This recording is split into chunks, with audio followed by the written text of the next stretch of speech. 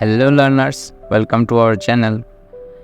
আজকে আমরা দেখব কিভাবে স্ট্রোক ইউজ করতে হয়। স্ট্রোকের অনেক ধরনের কাজ আছে। আপনি যদি একটু স্ক্রিন দেখেন তাহলে বুঝতে পারবেন কত ধরনের স্ট্রোক আছে। আমরা স্ট্রোককে কিভাবে ইউজ করতে পারি, ইনসাইড, আউটসাইড, স্ট্রোক সেন্টার, তারপরে রোজ আছে, ডট লাইন আছে, ড্যাশ লাইন আছে, ওইসবগুলো নিয়ে আজকে আমরা কথা বলবো। তো আপনি যদি আমার চ্যানেলে নতুন হয়ে থাকেন তাহলে সাবস্ক্রাইব করে নোটিফিকেশন বেলটি অন করে আমাদের পাশেই থাকবেন। তো আমি আর কথা না বলে ক্লাসটি শুরু করে দিই। তো ফার্স্ট অফ অল আমরা দেখতে পাচ্ছি এখানে একটি ড্যাশবোর্ড আছে। ড্যাশবোর্ডে অনেক ধরনের স্ট্রোকের কাজ আছে, ঠিক আছে। তো ফার্স্ট আমি কি করলাম, আমি একটি ড্যাশবোর্ড নিয়ে নিলাম। ড্যাশবোর্ড আমি কোথা থেকে নিচ্ছি, এই যে এখানে আর্টবোর্ড, এই যে আর্টবোর্ড অপশনটা আছে, এই অপশন থেকে আমি এখান থেকে একটি আর্টবোর্ড নিয়ে নিলাম আপনাদের সুবিধার্থের জন্য, কারণ আমি ইন্ডিভিজুয়াল সবটি কাজ দেখাবো, আমি চিন্তা ভাবনা করতেছি।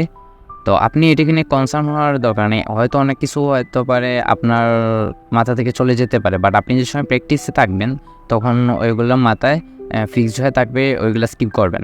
তো আপনি রেগুলার প্র্যাকটিস করবেন, আপনি ভালো একটি আইডিয়া হয়ে যাবে কীভাবে কোনটি কাজ করতে হয়। তো ফার্স্টে আমি বলি ফিল অ্যান্ড স্ট্রোক নিয়ে। আপনারা দেখতে পাচ্ছেন ফিল অ্যান্ড স্ট্রোক, এই যে ফিল অ্যান্ড স্ট্রোক। তো ফিল অ্যান্ড স্ট্রোক আপনারা নর্মালি জানেন যে আপনার একটি, এই যেমন ধরেন আমি একটি রেক্ট্যাঙ্গেল নিলাম, রেক্ট্যাঙ্গেলের ভিতরে যদি আমি দেখি এই যে এইটাই এখন আমার ভিতরটা নান হয়ে আছে, আমার ভিতরে কোনো কালার নেই, ঠিক আছে, আমার ভিতরে কোনো কালার নেই। এখন দেখেন না, যখন এখানে আমার ভিতরে কোনো কালার নেই, তো আমি এটা কালার করার জন্য কী করব, এখান থেকে আমি একটি কালার অপশন চুজ করতে পারি। স্ট্রোকের জন্য আমি এই যে আছে এখানে আমি স্ট্রোক চুজ করতে পারি, ঠিক আছে। তো এটা নিয়ে সবারই আইডিয়া আছে মোটামুটি, অনেক বেসিক একটা জিনিস। আশা করি যে সবাই কনভিনিয়েন্টলি এটা ধরতে পারবেন। নেক্সট হচ্ছে আমাদের ফিল অনলি হলে স্ট্রোক ছাড়া, উইদাউট স্ট্রোক। সাপোজ এইখানে আছে এই যে এটাতে স্ট্রোক নাই, স্ট্রোক নান করে দেওয়া হয়েছে, এখানে স্ট্রোক নান করে দেওয়া হয়েছে, শুধু ফিলের কাজটা হয়েছে। এই যে ফিল আপনি হলুদ, নীল, যা কিছু ইচ্ছা তাই কিছু দিতে পারবেন, ঠিক আছে। তো আমি একবার বেসিক থেকে নিয়ে যাচ্ছি আপনাদের। ফার্স্টে হয়তো অনেকটা বোরিং লাগতে পারে, বাট আস্তে আস্তে আমি অনেকটাই ডিপে ঢুকবো। ফ্রেশাররাও এই ক্লাসটা যাতে খুব সুন্দর উপভোগ করতে পারে, বেসিক টু অ্যাডভান্স শিখতে পারে, দেড়শো আমি একবার বেসিক থেকে ধরছি। আচ্ছা ঠিক আছে, আমি কাজ করি। এখানে হচ্ছে স্ট্রোক অনলি। এখানে স্ট্রোক অনলিতে কি আপনারা দেখতে পাচ্ছেন না? আচ্ছা, আমি একটা এখানে শর্ট কি ইউজ করতেছি বলে দিই।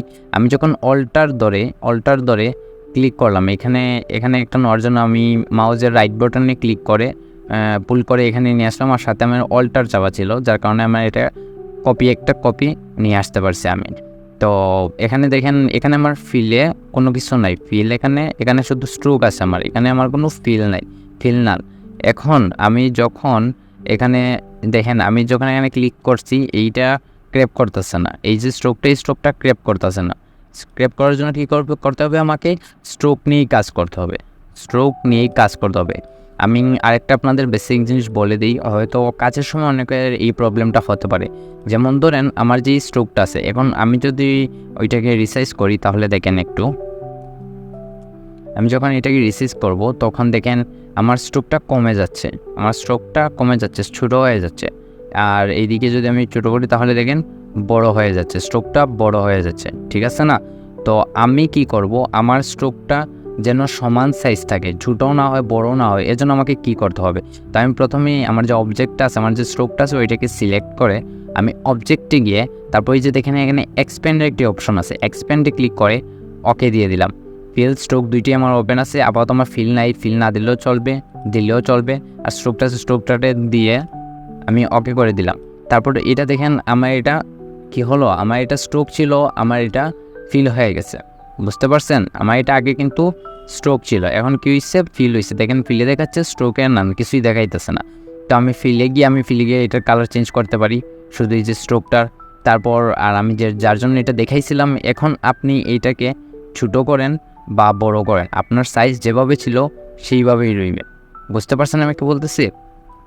বিষয়টা আপনার কাজের ক্ষেত্রে অনেকটাই প্রয়োজন হয়, কারণ আমরা যখন আমাদের কোনো কাজ রিসার্চ করতে যাই, ক্লায়েন্টের কোনো কাজ রিসার্চ করতে যাই, তাহলে কী দেখা যায় যে আমাদের স্ট্রোকগুলো এলোমেলো হয়ে যাচ্ছে। আমি যখন একটু শেপ ছোটো করতে চাই তাহলে আমার এই স্ট্রোকগুলো বর্ডারগুলো বেড়ে যাচ্ছে। তো বর্ডার যাতে বেড়ে না যায় তার জন্য আমাকে কী করতে হবে, স্ট্রোকটাকে এক্সটেন্ড করতে হবে।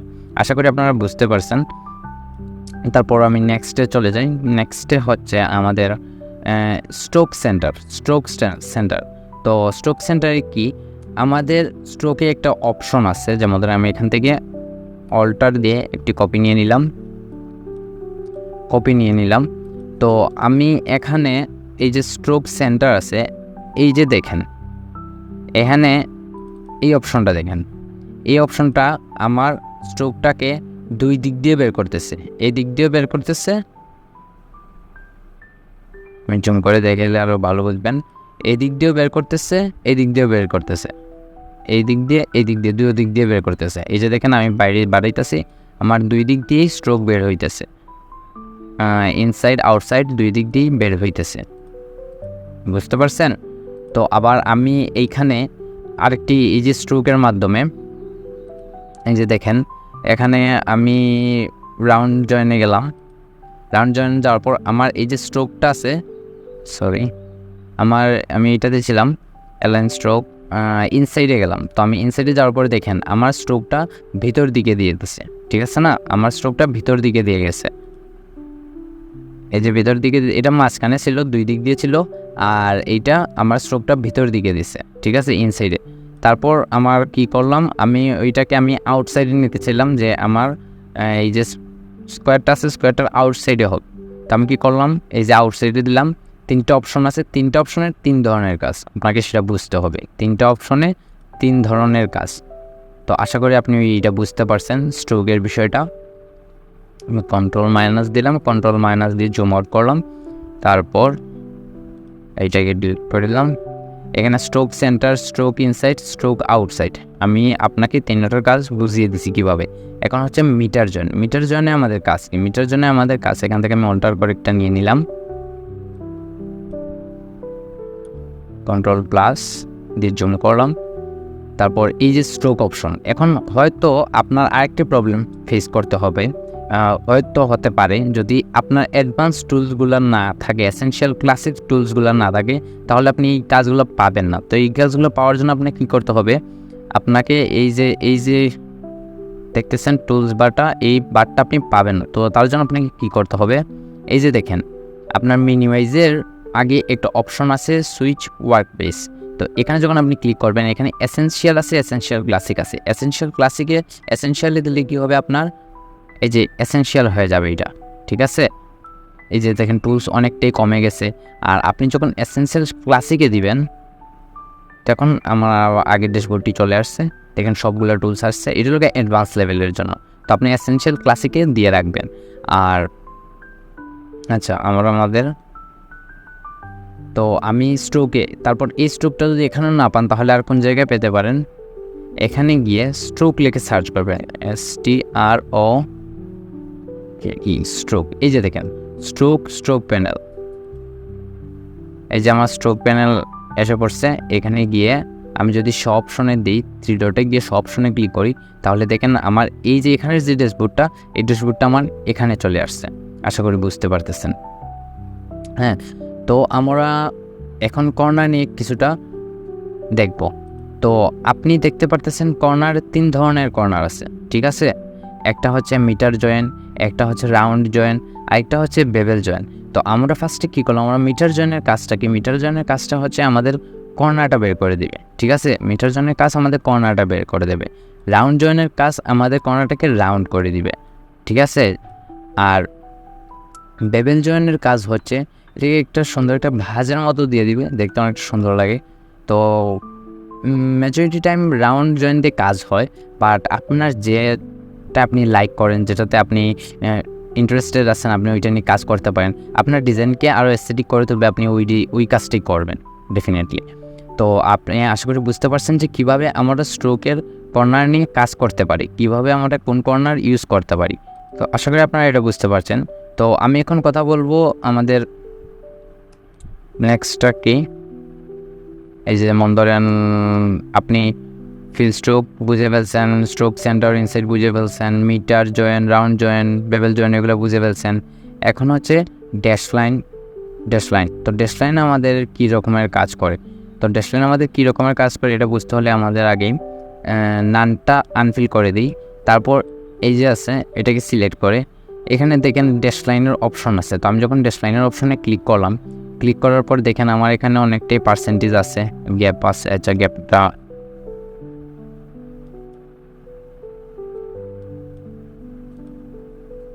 হ্যাঁ দেখেন এখানে স্ট্রোক আছে।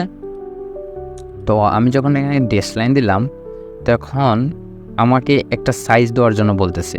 তো আমি যখন এই সাইজটাকে কমিয়ে দিলাম, 0-তে আছে, এখানে কোনো ড্যাশ দেখাচ্ছে না। তো আমি যদি বাড়িয়ে দিই, এই যে দেখেন আমাকে হালকা একটা ড্যাশ দেখাচ্ছে।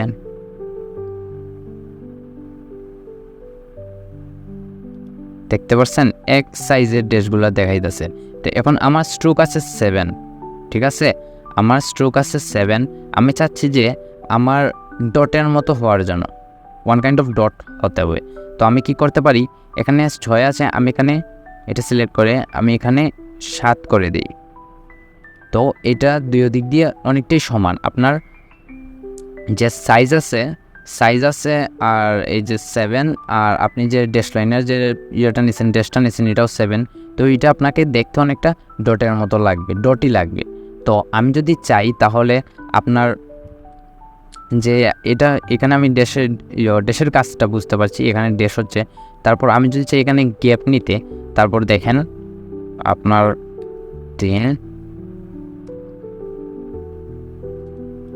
সিলেক্ট করে এখানে 10 দিয়ে দিলাম। তো আমার এখানে সাইজে এখানে যে গ্যাপ আছে, গ্যাপ 10 পিটি করে আছে, এখানে আমার গ্যাপ 10 পিটি করে আছে। তারপর আমি এখানে ড্যাশ চাচ্ছি 2, এখানে আমি ড্যাশ চাচ্ছি 2, এন্টার করে দিলাম। দেখেন আমার এখানে কিন্তু অনেকটা ডিফারেন্ট হয়ে গেছে। প্রথমে দিচ্ছে 7 পিটি করে ড্যাশ দিচ্ছে, তারপর গ্যাপ 0 পিটিতে, তারপর আবার ড্যাশ আমি দিছি 2 পিটি, তারপর এখানে আমি যদি চাই আমি দিতে আবার 7 পিটি। ডিফারেন্ট, অনেকটা ডিফারেন্ট। আপনি যেভাবে কাজ করতে পারেন আপনি সেইভাবেই কাজ করতে পারবেন, ঠিক আছে। তো আমরা ড্যাশ লাইন সম্পর্কে আমাদের আইডিয়া হয়ে গেছে, ডট লাইন সম্পর্কে আমাদের আইডিয়া হয়ে গেছে। এখন এরো হেডগুলো আমরা আইডিয়া নিয়ে নেব, ঠিক আছে। তো আমি ফার্স্টে কি করলাম, আমি এখান থেকে একটি পেন টুল দিয়ে একটি পাত নিলাম, আমি ড্যাশ লাইন রান করে দিলাম। হ্যাঁ, তো এই যে পেন টুল নিয়ে আমি যে পাতটা দিছি, এরো হেডের যে কাজটা আছে, এখান থেকে আমার এই যে এরোটা আছে, এই যে এরোটা আছে, এখান থেকে আমি চাচ্ছি এটা কেপ করার জন্য, আমি চাচ্ছি এটা রাউন্ড কেপ করার জন্য, আমি চাচ্ছি এটা প্রজেক্টিং কেপ করার জন্য।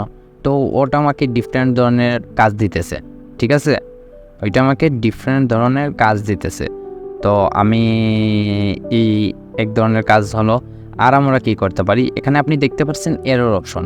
তো এরর অপশন দিয়ে আপনি কি করতে পারেন, এরর অপশন দিয়ে আপনি কি করতে পারেন, এই যে দেখেন এখানে একটা মজার বিষয় আছে। এই যে দেখেন আপনি আপনার যে ধরনের এরর পছন্দ আপনি সেই ধরনের এরর নিয়ে কাজ করতে পারেন। এই যে দেখেন, ধরেন আমি এটা এদিকে দিলাম, তারপর এটা হচ্ছে লেফট সাইড, তো আমি রাইট সাইডে আমি অন্য কিছু নিতে যাচ্ছি। আমি রাইট সাইডে আমি এটা দিতে যাচ্ছি, ঠিক আছে। এই যে আমার একটা এরো হয়ে গেল, এখানে আমার একটা এরো হয়ে গেল। তো আমি চাচ্ছি যে এই যে এরোটা আছে, এরোটা আমি স্কেল কমিয়ে দিতে। তো আমি স্কেল কমানোর জন্য কি এখানে 100% আছে, আমি এখান থেকে ছোট করে দিলাম, ঠিক আছে। এখান থেকে আমি চাইলে বড়ও করতে পারি, চাইলে ছোটও করতে পারি, আপনার ইচ্ছা, ঠিক আছে। তারপর আশা করি আপনারা এটা বুঝতে পারতেছেন, খুবই সহজ এবং খুবই মজাদার একটা জিনিস, আশা করি আপনার কাছে ভালো লাগবে। দেন আমি কি করতে পারি, আমি আরেকটা স্ট্রোক নিলাম,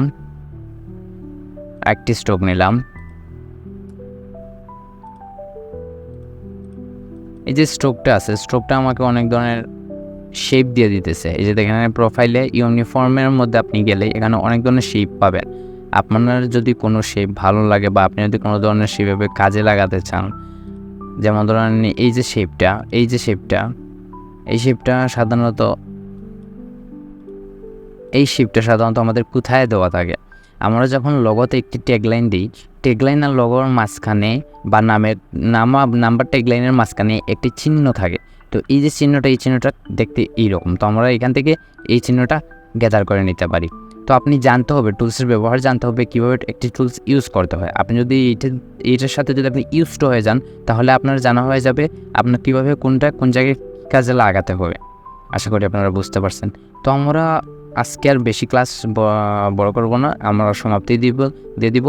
আর আশা করি আপনারা যে স্ট্রোকের যে কাজগুলো আছে সব কাজগুলো বুঝতে পারছেন। বাসায় প্র্যাকটিস করবেন, প্র্যাকটিস করলে আশা করি স্ট্রোক সম্পর্কে আরও অনেক আইডিয়া হবে, কালার সম্পর্কেও আইডিয়া হবে। আমরা নেক্সট ক্লাস অন্য কিছু নিয়ে দেখবো, যেমন ব্রাশ টুল নিয়ে দেখতে পারি, তারপর কিপিং মাস্ক নিয়ে দেখতে পারি। অনেক আছে, টুলসের অনেক আছে। আপনি একটা করে আমরা ক্লাস শেষ করব, আপনি আমাদের সাথে কন্টিনিউ করবেন। আশা করি আপনার ইলাস্ট্রেটরের যে মেজর টুলসগুলো আছে আপনি সবগুলো টুলস শিখে নিতে পারবেন শুধু এই প্লে লিস্টের মাধ্যমে।